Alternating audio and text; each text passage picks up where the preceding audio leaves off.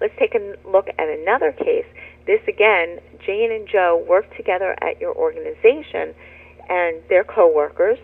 Jane thinks Joe is cute, asks him out on a date, and says, you know what, guess what, I'll pay, and we'll go to your favorite restaurant. So Joe thinks, woo, hallelujah, this is great. I get a free dinner at my favorite restaurant, and you know what, Jane's pretty cute to boot, so that's a good deal all around. Is this harassment, and if so, what kind of harassment?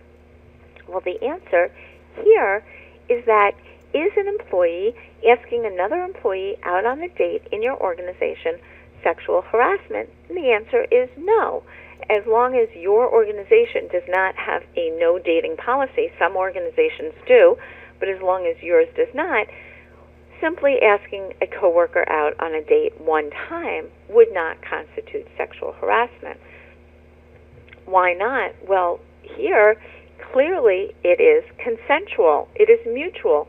They both think this is a good idea, and if they continue to have a romantic relationship, it is consensual and mutual. The problem comes when it is not consensual, when it is unwelcome. Let's say that Jane asks Joe out. Joe says, no, thank you, I'm not interested. Jane continues to ask Joe out, sending him tickets to concerts and movies they can go to together, sending him candy, and basically stalking him. That could lead to, that could be a hostile work environment harassment, because Joe has a right to come to work and not be asked on a date by Jane every single day. So, but one of the things that you need to know is that unwelcomeness is an essential element of any type of harassment suit, be it quid pro quo or hostile work environment. So there was a case back when sexual harassment first became big in the 1970s, and in it there was the bank VP who, he was the top VP at Meritor Savings Bank.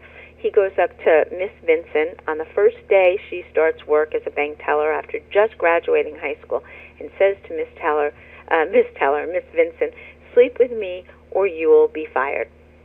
She does sleep with him. They have a romantic relationship. They have sex, often at work, 40 to 50 times, and then she sues for sexual harassment. The case goes all the way up to the Supreme Court of the United States. And when it gets to the Supreme Court of the United States, what does the Supreme Court say? Well, the Meritor Savings Bank defends the top bank VP's actions by saying this does not constitute sexual harassment. Why? Because it was not unwelcome to Miss Vincent. I mean, she wasn't, physically raped. She consented. It was consensual. So what do you think the Supreme Court says? They're a bunch of pretty smart people, and they get together and they say, you know what? Baloney. Absolute baloney, because we believe that this was not consensual and that it was unwelcome to Miss Vincent. Why? Because of the huge disparity in power between the top bank VP saying to this lowly bank teller, sleep with me or you will be fired. So the Supreme Court says the only reason that she consented was because she was terrified of losing her job.